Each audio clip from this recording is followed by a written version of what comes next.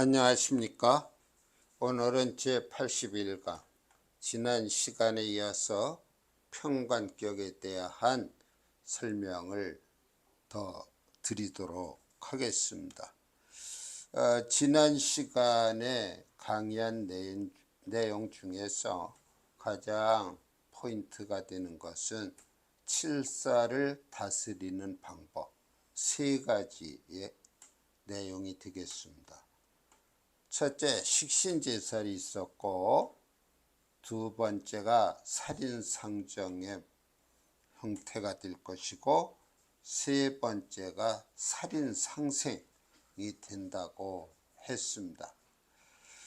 우리가 다른 격에도 공통되는 내용인데요. 이 일주를 우리가 일간이라고 하지 않습니까? 주인 주자를 써서 일간이라고 보고요. 그 다음에 여기 칠살이 평관이 있습니다. 그런데 우리 인간 세상도 마찬가지예요. 내가 강해야 남을 제압할 수 있는 것 아닙니까? 근데 사주 내에서 일간과 칠살의 관계는 일주는 이 칠살의 극을 받게 되어 있습니다. 칠살의 극을 받게 되어 있기 때문에 나는 신강하지 않으면 안 되는 거예요. 내가 신강하지 못하면 이 칠살의 극을 당해서요, 재난을 겪을 수도 있고, 심하면 수명을 달리할 수도 있습니다. 그런 위험성이 있기 때문에 내가 신강해야 돼요. 물론 칠살도 강한 것이 좋습니다. 이럴 때 우리는 신왕사랑이라고 해요. 신왕사랑. 나도 신왕하고 살도 왕하다. 이럴 때 운만 따라주면은 이것은 귀격이 될 수 있다. 그런 얘기가 됩니다. 근데 모든 조건이 이렇게 가는 것은 아니죠. 내가 신강하고 칠살도 강하면 좋은데, 내가 신강한데 이 칠살이 약한 경우가 있어요. 이럴 때에는 나는 기가 강해서 무엇이든지 할 수 있을 것 같은데 칠살이 약해 놓으면 그 평관의 역량을 발휘할 수가 없습니다. 이럴 때는 반드시 약한 쪽을 보완해 줘야 되는데요. 이때 이 칠살을 보호할 수 있는 것이 재성이 되는 겁니다. 이 재가 재생관이 되는 거 아니겠어요? 그래서 이 재성이 약한 칠살을 생해줘야만, 재성이 칠살을 생해주어야만 밸런스가 맞아 들어가는 것이겠죠. 이게 재성이 생해야 됩니다. 이 재성이 생할 때도 우리가 또 나눠 볼 수가 있어요. 이 재성이 이 약한 칠살의 정도에 따라서 적당하게 생해주면 참 좋은데, 그 사주 내에 이 재성이 또 강하기도 하고 또는 약할 때도 있는 거예요. 그럼 재성도 약하다고 한다면 그 약한 칠살을 생해주는 작용이 또한 떨어지겠죠. 역시 재성이 강하면 이 약한 칠살을 생해주는데 아무런 문제가 없습니다. 그래서 이럴 때 우리가 한자어로 재자약살이라고 합니다. 제가 자유로운 마음으로 약한 살을 생해 주었다. 그래서 제자 약살의 격을 이루고 있는 사주는 그 재가 용신이 되는 겁니다. 약한 살이 용신이 되는 게 아니라 이 재가 용신이 되는데요. 재가 살을 생해 주었으므로 내가 나의 뜻을 펼치는 데에 도움이 될 것입니다. 그런데 일주가 신약한 경우가 있어요. 일주가 신약해요.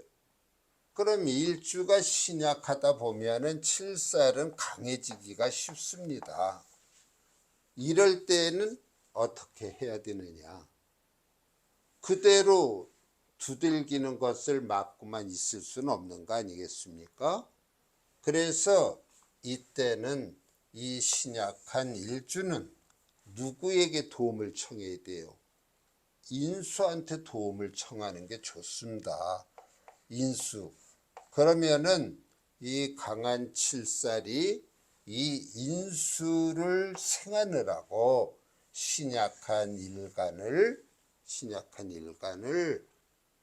그걸 할 수가 없습니다. 탐생망극이라는 말을 지난 시간에 드렸는데요. 그와 같은 이치로 인해서 이 신약한 일간이지만 이 강한 칠살을 순리대로 받아들일 수 있게 돼서 살인상생의 모습이 되는 겁니다. 그 다음에 일간이 신약하고 이 칠살이 강하다면은 이 신약한 일주는 인수가 없을 때 식상을 불러들일 수밖에 없는 거예요. 식상을 불러들여서 이 강한 칠살을 치게 만드는 것인 거죠. 이 식상이라고 하는 것은 여성의 경우는 자녀가 됩니다. 그래서 우리가 가끔 신문이나 매스컴을 통해서 그 언론을 통해서 보면은요, 어느 부인이 매 맞고 살아요. 남편이란 작자가 술만 취하면 집에 들어와서 폭력을 휘두릅니다. 그럴 때 속수무책이에요. 그런데 시간이 좀 흘러서 그 자녀가 성장하게 되면요, 그 남편은 더 이상 손찌검을 하기가 어렵습니다. 왜냐하면 그 아내, 남편의 아내, 즉 이 일간을 보호하고자 하는 식상이 있기 때문에 그래요. 그래서 아들이 아버지, 어머니 괴롭히지 마세요. 그랬더니 아버지가 아들이 대드는 것을 못 이겨서 손찌검을 하게 됩니다. 그럼 아들도 욱하는 성질에 아버지를 매다꼬나요. 그렇게 해서 아버지가 기가 꺾이고 나면 스스로 보따리 싸야죠. 자존심 상해서 살겠습니까? 그렇지 않으면 아내한테 무릎 꿇고 용서를 구하고 다시 살아갈 수 있겠죠. 제 예가 황당한 것 같지만 우리가 이 매스컴을 통해서 그러한 예를 종종 보게 됩니다. 그래서 이 신약할 때는 인수와 식상, 만일에 칠살이 약할 때에는 재성의 도움을 받아야 된다는 거. 근데 이 신약하고 칠살이 강할 때 이 재성이라고 하는 놈은 아주 필요가 없어요. 왜냐하면은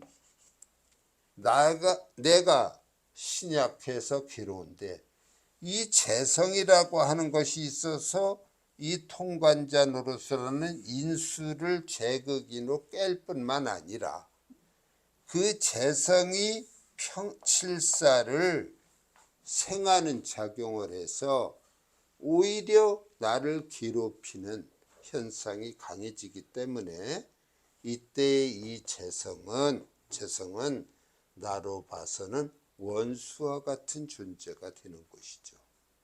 그러니까 어떤 육신들이 자기 명조에 필요하냐, 필요치 않고 더 나아가서 악당과 같은 그러한 문제를 일으킨다면 우리가 오히려 수명을 짧게 만들고 매사에 난관에 부딪혀서 괴로운 삶의 그러한 여정이 되겠죠.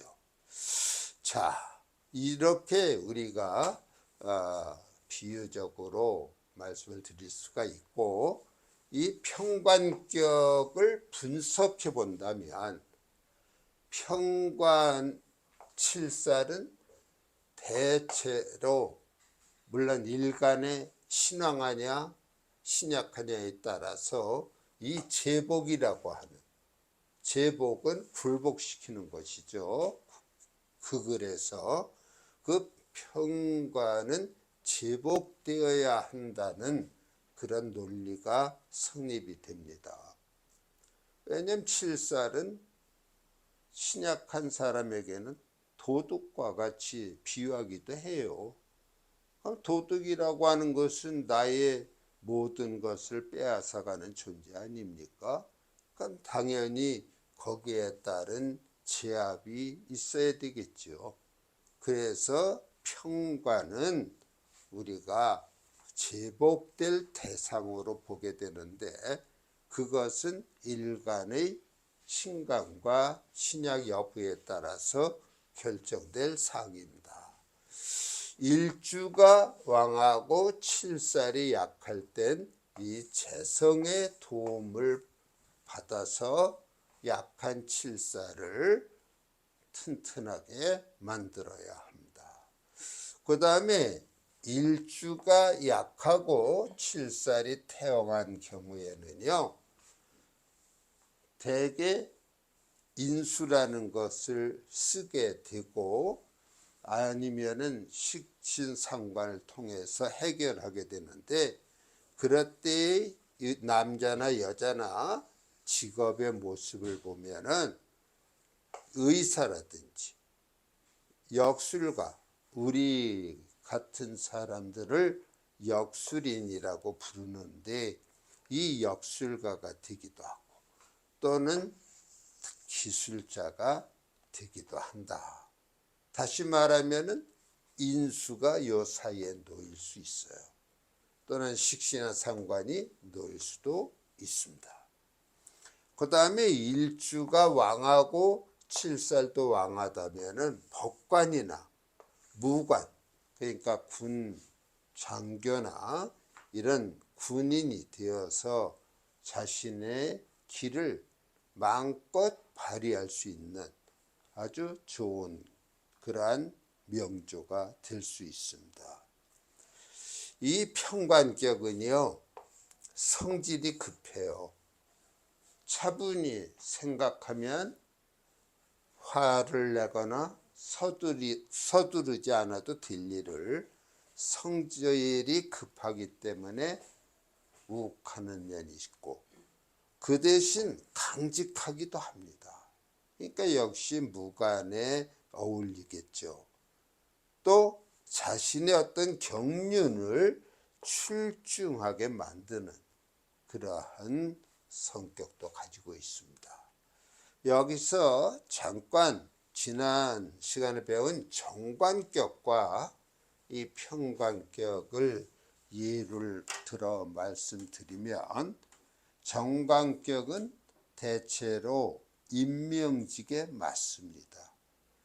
어떤 그 시험을 치러서 9급이 됐든 7급이 됐든 5급이 됐든 임명을 받게 되면 그 관직에 근무하게 됩니다.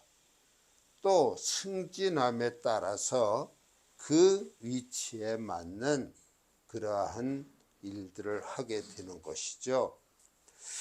정관격의 경우는 어찌 보면 장관이라고 하는 직책도 임명직에 해당이 되지 않습니까? 그럼 장관을 한 사람이 국회의원 하지 말라는 법이 없죠. 그런데 그 정관격은 임명직에 더 잘 어울리고 평관격은 선출직에 어울립니다.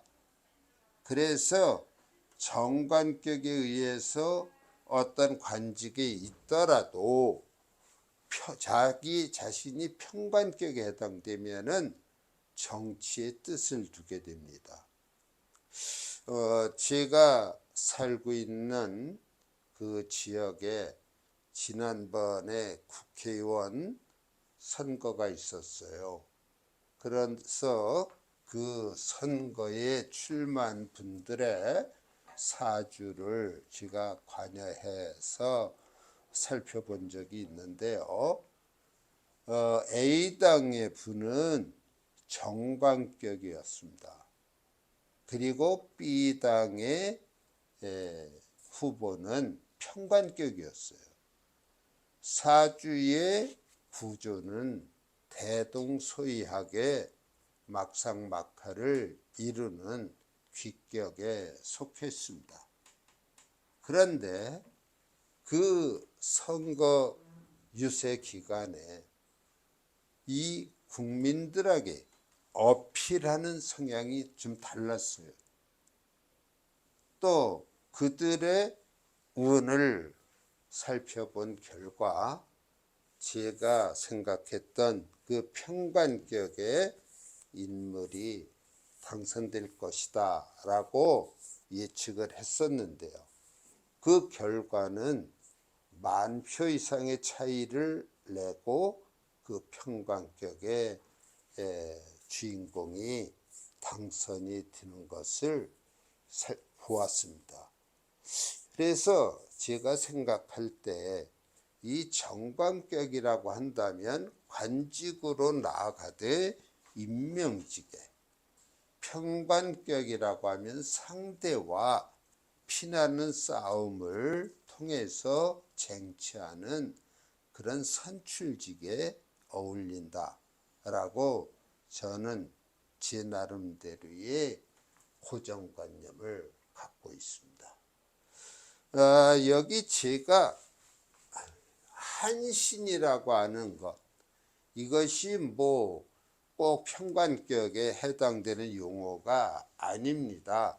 우리 명리를 공부하다 보면은 많은 용어들이 등장을 하죠. 우선 제 강의를 통해서도 용신이다 또는 희신이다, 희신, 그런 얘기와 더불어서 이제 한신이라는 것을 상식적으로 말씀드리려고 하는데요.